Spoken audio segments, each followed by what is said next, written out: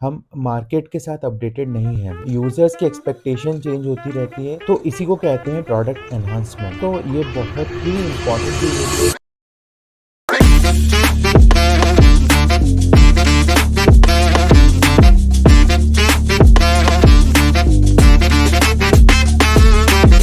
नमस्ते दोस्तों, आज के वीडियो में हम जानेंगे कि प्रोडक्ट एनहांसमेंट्स क्या होते हैं। तो दोस्तों, आपको पता होगा कि प्रोडक्ट्स में लगातार चेंजेस लाने पड़ते हैं क्योंकि यूज़र्स की एक्सपेक्टेशन चेंज होती रहती है और उनको बेटर एक्सपीरियंस प्रोवाइड करने के लिए फीचर्स में चेंजेस लाना बहुत ज़रूरी है।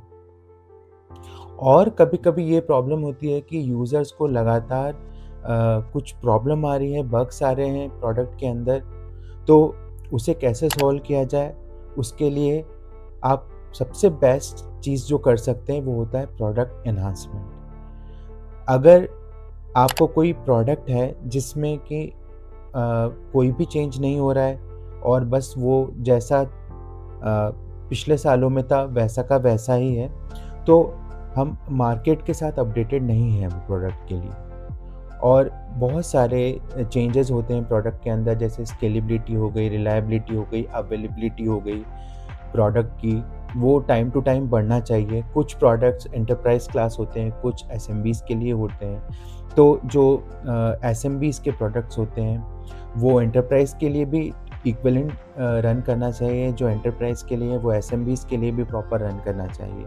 तो मैं ये एक जस्ट यूज़ केस आपको बता रहा हूँ। तो कई बार ये होता है कि जो एंटरप्राइज़ क्लास प्रोडक्ट्स होते हैं, उनमें बहुत ज़्यादा स्केलेबिलिटी चाहिए होती है।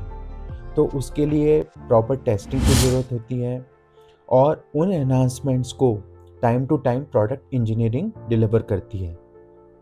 तो आपको यूज़ केस डिफ़ाइन करना होगा, आपको उसके बारे में डिटेल प्रोडक्ट की अंडरस्टैंडिंग रखनी पड़ेगी और यूज़र्स के साथ इंटरेक्शन करना होगा। अब जब डेटा आपने गैदर कर लिया यूज़र्स से कि ये प्रॉब्लम एरियाज़ हैं और कंपनी की तरफ से उस प्रोडक्ट का एनहांसमेंट लाने में आपके रेवेन्यू में इम्पैक्ट पड़ेगा और कंपनी की तरफ से उस प्रोडक्ट रेवेन्यू में इम्पैक्ट पड़ेगा, तो वो भी एक क्राइटेरिया होता है एक प्रोडक्ट एनहांसमेंट का। बहुत सारे कस्टमर्स एक्सपेक्ट करेंगे ease of using the product, तो वो भी एक क्राइटेरिया होता है प्रोडक्ट के लिए।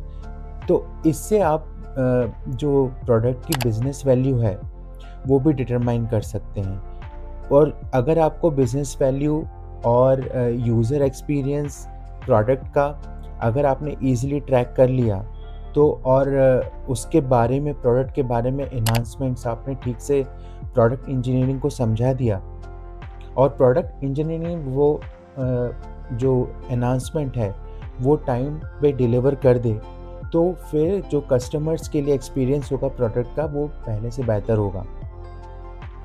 तो इसी को कहते हैं प्रोडक्ट एनहांसमेंट। ये प्रोडक्ट एनहांसमेंट हर प्रोडक्ट के लिए टाइम टू टाइम मार्केट में आता रहता है और ये डिपेंड करता है रिलीज़ साइकिल्स पे। जैसे इसे स्प्लिट भी किया जाता है, जैसे फ़ेज़ 1, फ़ेज़ 2, फ़ेज़ 3। आप प्रोडक्ट के रिलीज़ेस में इसे इनकॉर्पोरेट करेंगे। पहले रिलीज़ में आप अगर एक प्रोडक्ट एनहांसमेंट ला रहे हैं, तो हो सकता है कि अगली रिलीज़ में उसका सेकंड पार्ट आप लेके आ पाएँ। और कई बार ये भी होता है कि एक ही रिलीज़ में आप एंड टू एंड पूरा प्रोडक्ट एनहांसमेंट ठीक से ला पाएँ। और इसमें बहुत सारी जो प्रोडक्ट इंजीनियरिंग टीम्स हैं, वो इंक्लूड होती हैं। वो इंटरडिपेंडेंट होती हैं अपने कामों के लिए और जब वो पूरा प्रोडक्ट फीचर पे काम करती हैं टुगेदर, तभी एक सक्सेसफुल प्रोडक्ट एनहांसमेंट जो होता है, वो डिलीवर होता है। तो दोस्तों, ऐसा है कि एक प्रोडक्ट है, उसमें जो चेंजेस लाना है, वो प्रोडक्ट मैनेजर अब सारी जो रिक्वायरमेंट है वो गैदर करता है, कस्टमर्स का इनपुट लेता है, सेल्स प्री-सेल्स का इनपुट लेता है, सर्विसेज का फीडबैक लेता है और फिर प्रोडक्ट इंजीनियरिंग को वो फीडबैक्स देते हैं। और फिर प्रोडक्ट इंजीनियरिंग जो है जब प्रोडक्ट जो एनहांसमेंट है वो डिलीवर करती है। और ये जब फाइनली कस्टमर के पास जाता है तो एक टर्म होती है बीटा टेस्टिंग। कस्टमर पहले उसे टेस्ट करते हैं उनके एनवायरनमेंट्स में, और फिर जब वो सक्सेसफुल हो जाती है तब जाके वो एनहांसमेंट मार्केट में लाया जाता है। अगर कुछ कॉम्प्लायंस रिक्वायरमेंट है तो उससे रिलेटेड भी प्रोडक्ट एनहांसमेंट्स होते हैं। तो दोस्तों ओवरऑल एक प्रोडक्ट एनहांसमेंट आप ये कह सकते हैं कि लगातार प्रोडक्ट को एनहांस करता है वो एज ए फीचर, और प्रोडक्ट यूज़र का एक्सपीरियंस सब कुछ बढ़ाता है। तो दोस्तों ये बहुत ही इम्पॉर्टेंट चीज़ होती है एक प्रोडक्ट मैनेजमेंट एनवायरनमेंट में कि आपका प्रोडक्ट एनहांसमेंट जो चैनल है वो किस तरीके से वर्क कर रहा है। तो उम्मीद है दोस्तों आपको ये वीडियो पसंद आया होगा। ऐसे ही इंटरेस्टिंग वीडियोस के लिए मिलते हैं अगले वीडियो में।